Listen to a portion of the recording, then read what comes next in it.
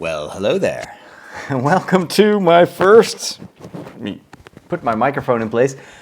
Welcome to the first Star Wars, the first official Star Wars chat. Well, not really official because it's not the official Star Wars channel, but this is the first Star Wars chat that I'm officially doing here on my YouTube channel.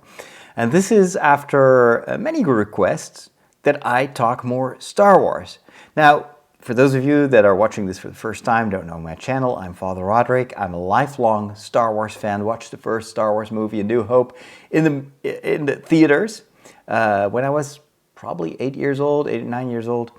And then I've been a lifelong Star Wars fan. And you may know me from the reaction videos that I sometimes record.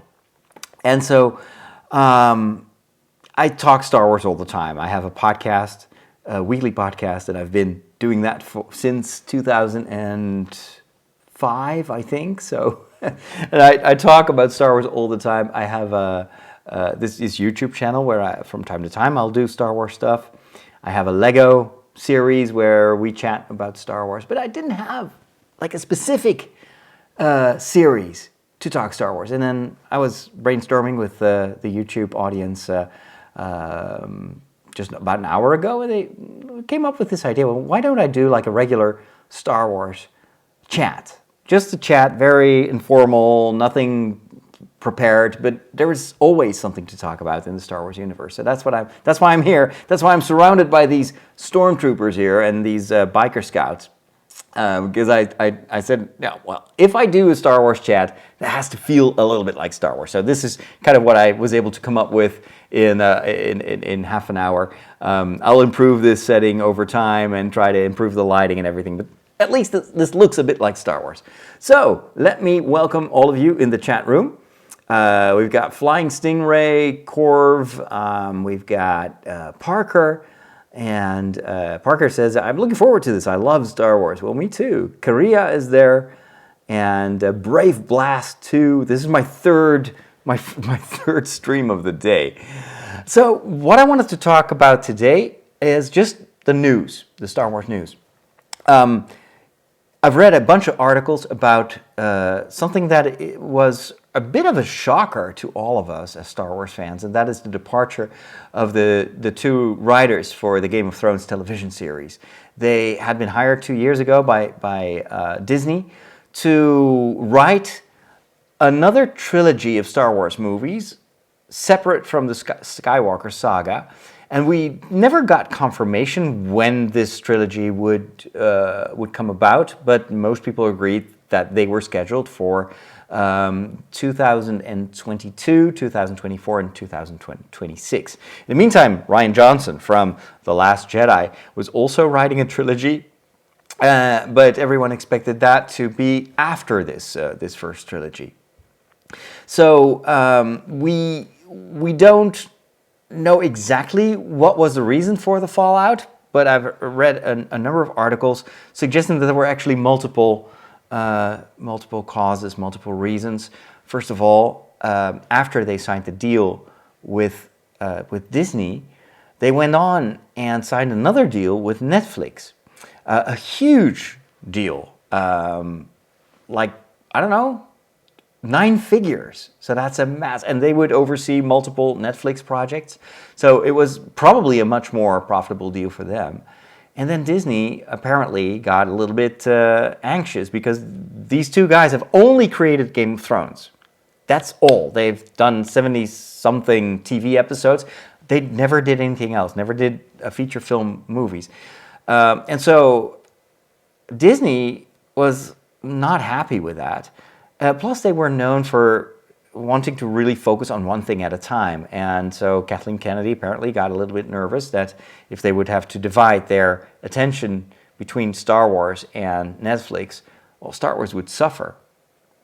So that's one of the reasons that there has been this fallout.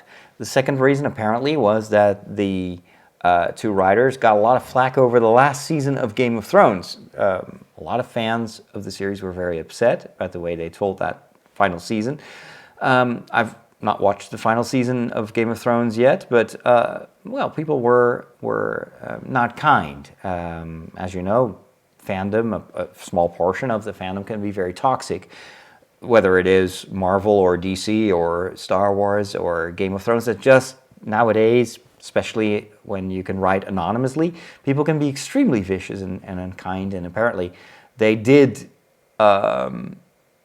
were affected by that very negative backlash over the last season of Game of Thrones. They didn't want to go through that again.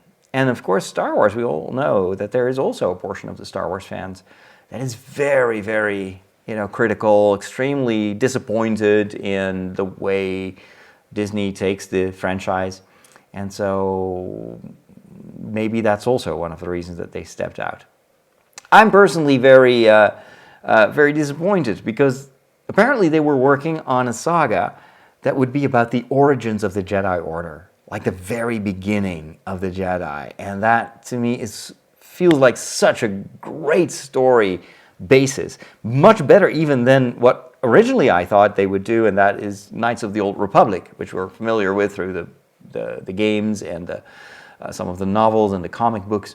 But this is actually better because, Knights of the Old Republic, or the Old Republic as a time frame, even though it's never been done as a movie or TV series, it is still, there's a lot of ground that's already covered, so they would be still bound by a lot of the pre-existing canon stuff.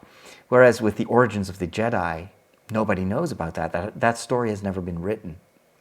So I'm very sad that they stepped out, but maybe the storyline isn't off the table. Maybe that's still something that Disney wants to do.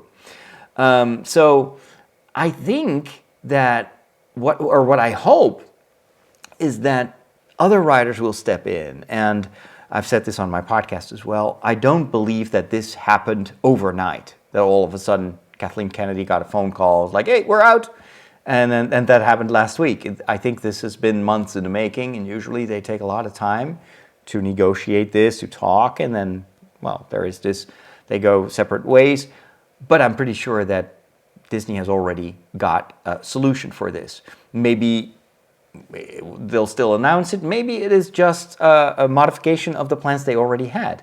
After all, Kevin Feige stepped in to direct, or to produce, I should say, a Star Wars movie together with Kathleen Kennedy.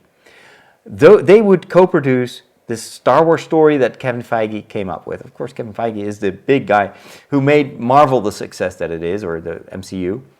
So I think from there, it would only be a small step to kind of upgrade that project to fill in the gap that is left by the two writers leaving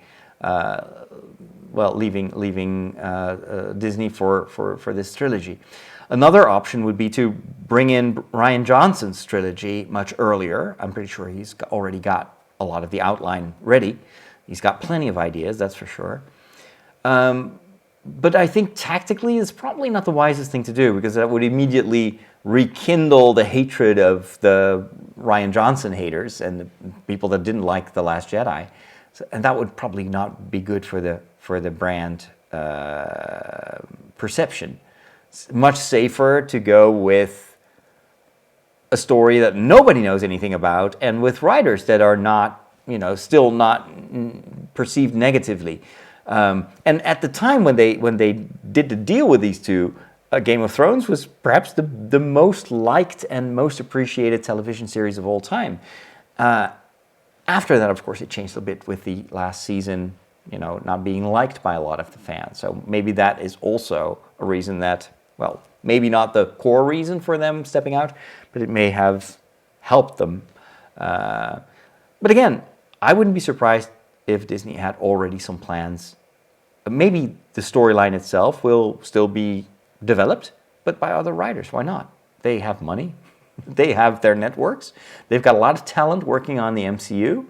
So I think I'm not that worried about it. The only thing is, if the first movie is supposed to be in theaters in 2022, they'd better get working, and they'd better get, casting and filming soon. Because these movies are supposed to be the sequel to the Skywalker saga, so fan expectations are at an all-time high. All right, let me take a look at your comments in the chat, since this is a talk and a chat. Carrier says, I cried when I watched the new trailer. Many people cried, yes. Parker says, I'm a bit sad about the Game of Thrones guys leaving. It was supposed to be about... I don't know what their names are either. I constantly forget. The Game of Thrones guys. It was supposed to be about the origin of the Jedi, and that sounds awesome. Yes, I totally concur. I hope that this storyline will still be kept.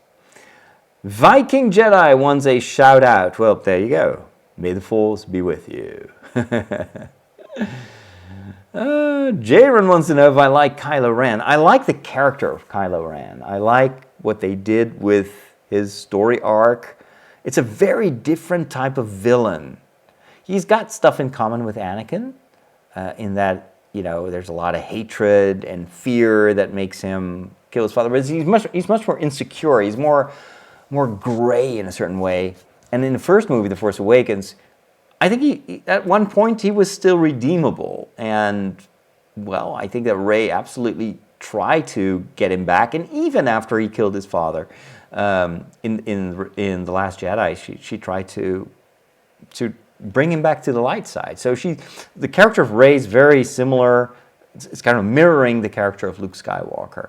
It is this zeal, and that's what I liked about The Last Jedi, is you see that even Luke Skywalker can lose hope. He who was a new hope, he loses hope. He loses perspective, and he needs the younger generation to remind him of his role as a Jedi. I think that's genius storytelling, really. And it's unexpected. It is not how we like to see Luke, but I think a lot of the backlash against The Last Jedi was also mourning and kind of sadness that someone that we all venerated so much as the ideal Jedi, who never lost hope in his father, lost hope in the end after all. And it took Rey to bring him back. And Rey also, towards Kylo, has that same attitude. I still believe there's good in you. You hear her think that. But Kylo is constantly, he could turn to the light side in The Last Jedi, but he didn't. He went the opposite way. And I think, in the end, Star Wars is about hope. Star Wars is about empathy. Star Wars is about redemption. It's fairy tale. So I think that there is still hope for Kylo Ren. And I don't think he will walk away from this story being the supervillain. I think they'll wrap it up. And, well, if you ask me, my 2 cents is that he's going to sacrifice himself. He's going to give his life to save, I don't know, Rey or his mom or the Resistance or whatever. He's going to sacrifice himself. What brings him to that point, that remains to be seen.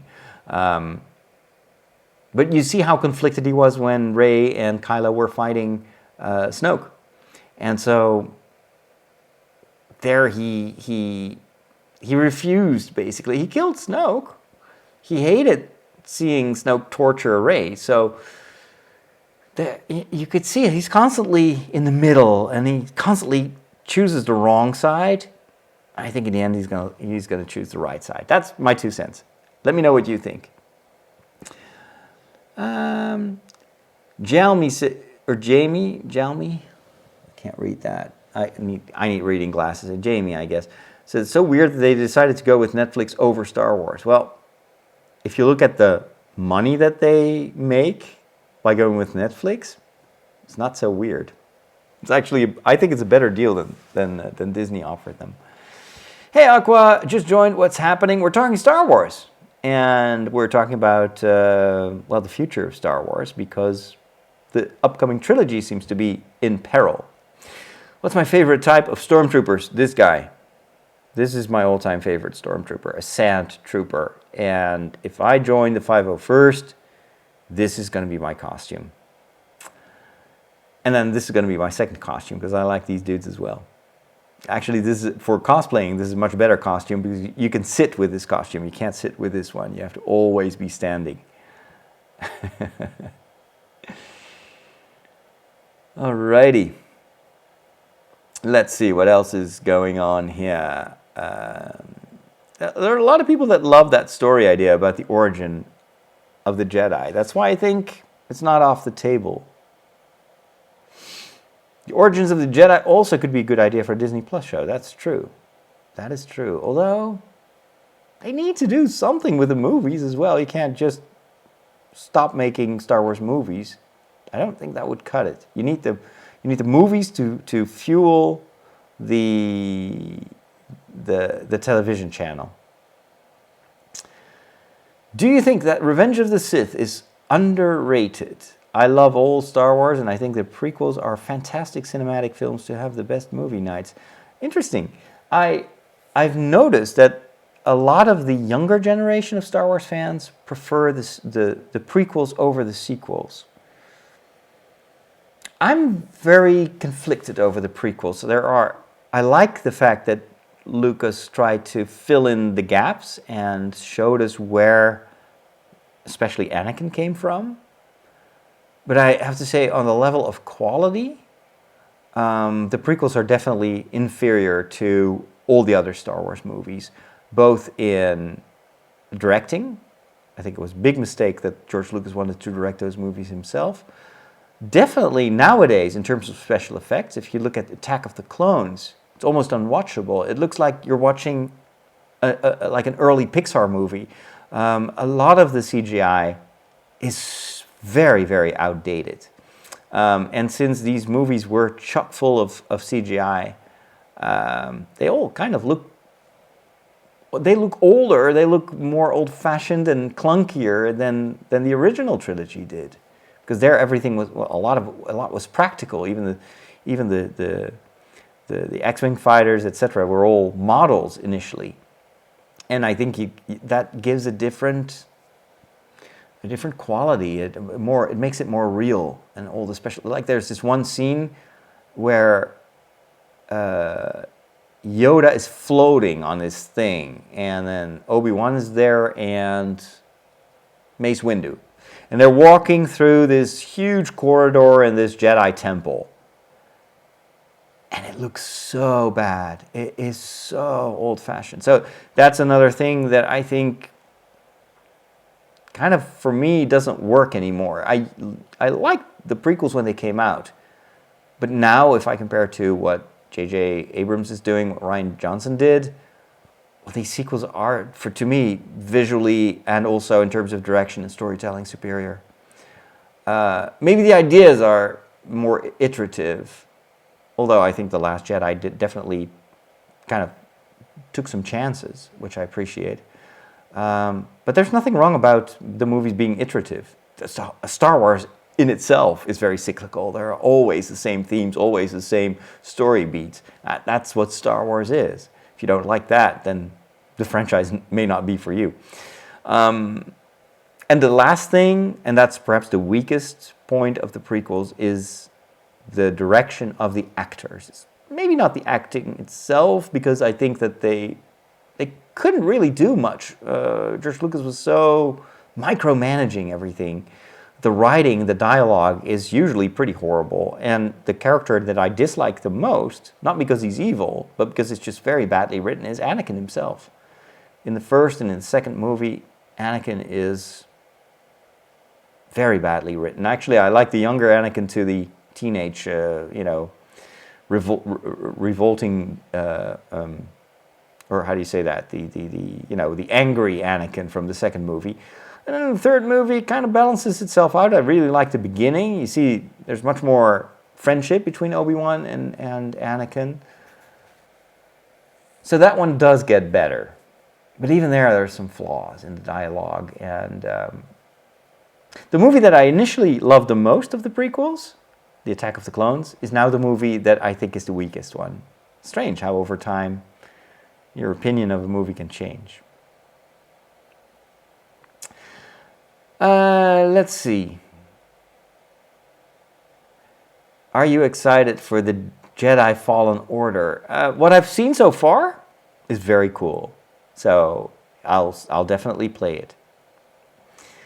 De Silva says, personally, I prefer to Rian Johnson, that Rian Johnson would make the next trilogy. Maybe even about the Old Republic. Yeah, I think Rian Johnson is underestimated. I think he's actually a very creative writer. And yeah, I wouldn't be sad if he would make the next trilogy, but I think that a lot of vocal Star Wars fans would be very upset, and so that's why I don't think they'll go with Rian Johnson for now. Or they'll have Rian Johnson as a writer and then add different directors or something like that. They need to do something about that toxicity. Although it's probably a lost cause, because I think the fans will be toxic. Some of the fans will be toxic about Star Wars, no matter what direction it will take. How long will the stream be? I don't know. How long have I been talking? I want to keep these ones relatively short, half hour maybe, each time, and just do them on a weekly basis or something like that. Max also says, I hope they don't throw out Rian Johnson. I think he had a richer film than The Force Awakens. It was just entertaining. I hope he gets the trilogy. I think that will be fine. Do you buy Lepin? Real Rick Harrison wants to know. That's not really related to Star Wars. It's more of a Lego question. But I do have some Lepin. I bought some second-hand Lepin sets, yes. But mostly I prefer Lego because of the quality. Let's hope the new biggest and most liked show is The Mandalorian. I hope so, yes. I think it's going to be very, very good. I'm a huge fan of Jon Favreau. He's a masterful director, actor, storyteller. I think The Mandalorian will deliver. Terrence says, I found it interesting that the Game of Thrones guys left Star Wars shortly after an interview where they basically said they had no clue what they were doing when they started Game of Thrones, especially when they ran out of the book. Yeah, that's also something they may have not wanted to say. However, they definitely,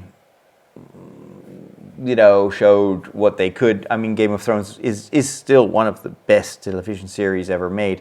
So it wasn't a total gamble to hire them, quite on the contrary. But it's just that with Game of Thrones, they could lean on the books.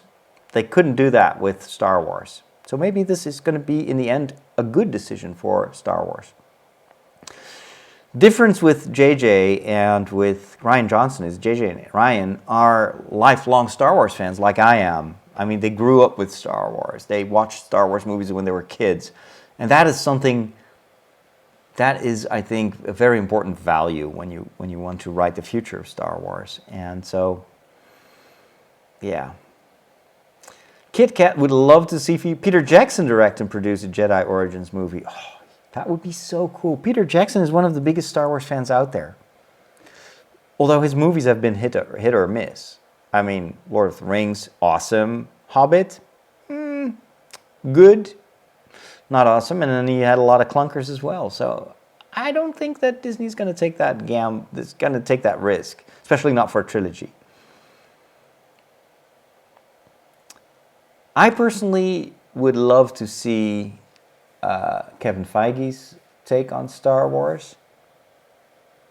One guy that I think they absolutely should hire is Ronald D. Moore of Battlestar Galactica fame and Outlander. Ronald D. Moore is one of my all-time favorite television makers, writers, science fiction writers. And what he did with Battlestar Galactica, still, for me, Battlestar Galactica tops Game of Thrones. And Ron Moore is just an overall great guy, very relaxed, very cool, will never really, I think, he's not going to be brought down by the haters. He knows how to handle that, and I just think that he would be perfect for Star Wars, as would be Michael Straczynski of Babylon 5. Michael Straczynski, I don't know if he likes Star Wars, actually. He's more of a Superman guy. But why not? He's an awesome writer.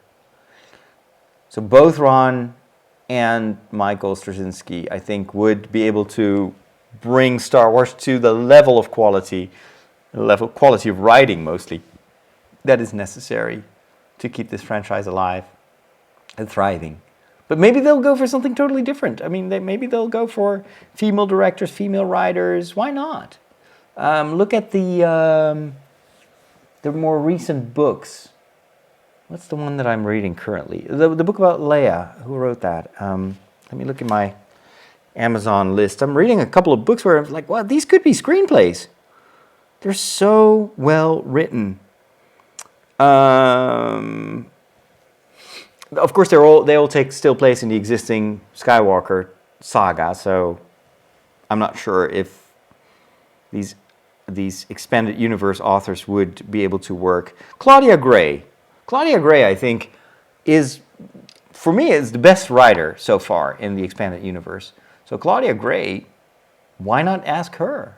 That could totally, because she definitely knows what Star Wars character development is about. That's what she's so good with the books.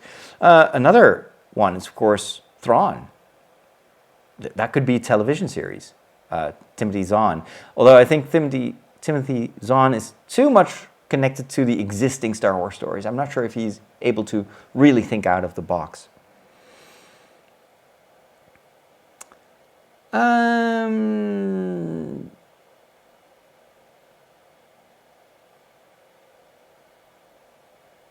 Kylo's moral compass is all over the place. That is true.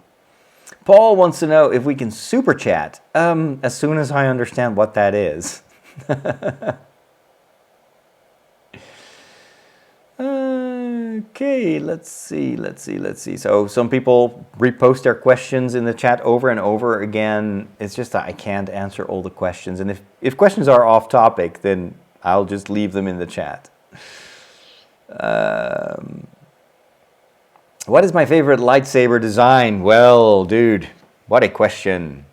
This is my favorite lightsaber design. This is what a lightsaber should look like. There you go. Thanks for that question. Should be blue. I like blue. Blue's my favorite color for lightsabers, that is.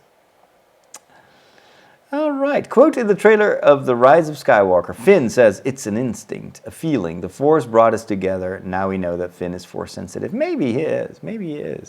Or he just gets it. Like Han Solo, in the end, gets it. At first he doesn't get it. It's all, hokey religions. Just give me a blaster. And then in The Force Awakens, he tells Rey and Finn, it's true, all of it.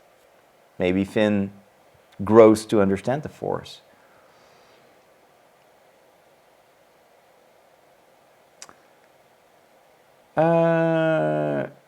Let's see. A father figure, says Paul, is the key to the Skywalker saga. Will Kylo's father be part of the redemption? Well, I don't see how, because he's dead. His mother will play a role, probably. I don't know. Quote, okay, so that's the same thing. Many teenagers have that angst to them, so this behavior does make sense. Yeah, Kylo is definitely kind of for this generation, I guess. Da Silva says, I want Kylo's redemption, but in my opinion, he should not die, because it would be the same thing as Vader did. But that's why I think he's going to die. He's going to do what Vader did. He's going to maybe destroy the Emperor, just like Vader did. He wanted to be like Vader. Like he says to the mask, remember that in the Force Awakens? Let me finish what you started. What did Vader start? Vader destroyed the Emperor. Let Kylo finish what Vader started. Let him finish the Emperor for good. If the Emperor is back, then of course Kylo is the guy who's going to kill the Emperor. I mean, that's just Star Wars logic. I'm very Vulcan when it comes to Star Wars. That is just the most logical storyline to go for. Makes total sense, gives Kylo a redemption arc, and at the same time gives him a proper ending for all the evil that he has done. Just like Anakin, Vader, redeemed himself by sacrificing himself to kill the Emperor. I think it's just going to be a repeat. And that's very Star Wars. Cyclical. That is Star Wars. Maybe separate director and writer for the future trilogy. Yeah, probably. I guess so. Wow, I like this Star Wars chat because I get a lot of feedback in the chat. That is really cool. However, I'm approaching the 30-minute mark, so we need to wrap things up here. Let's see. What would you wish for a new Star Wars film? What's a story you would like to explore?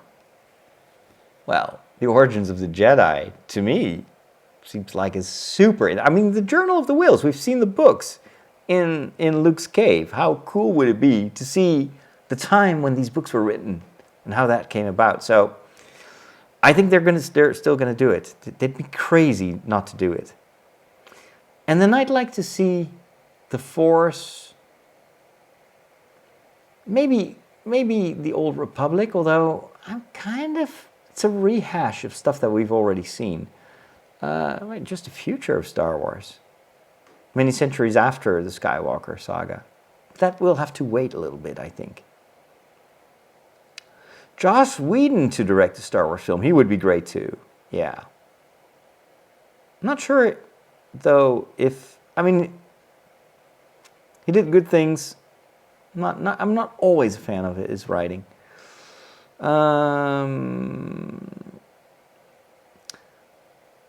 Timothy says, I love the spirituality and philosophy in Claudia Gray's Master and Apprentice. I've not read that one. I've heard very good things about it. I would love to see her tackle a rich Jedi lore story. Me too. Super Chat is donating through YouTube, I think. Okay. I'll look it up. Frank the Tank says that I'm a legend. I'm not sure about that. Legends are dead, right? I'm alive.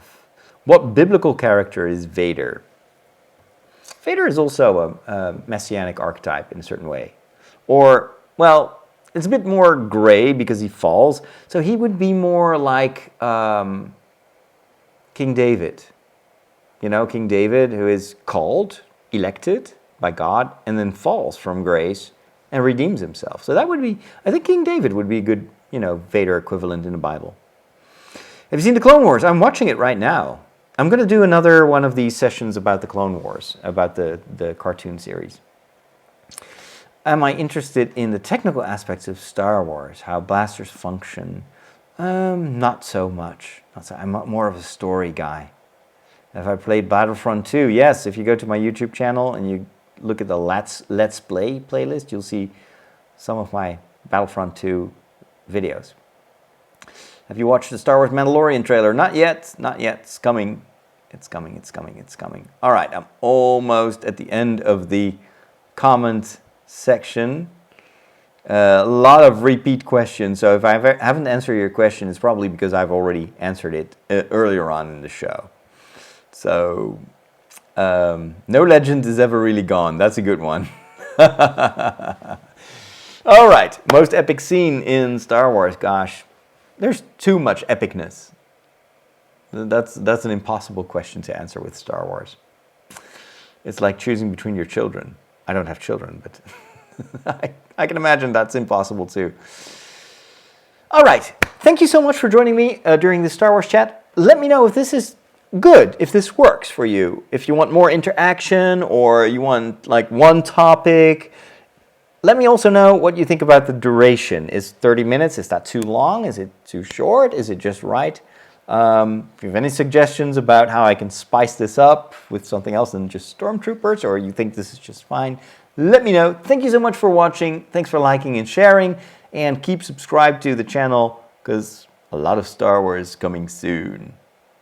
All right, may the Force be with you guys and girls, and talk to you later.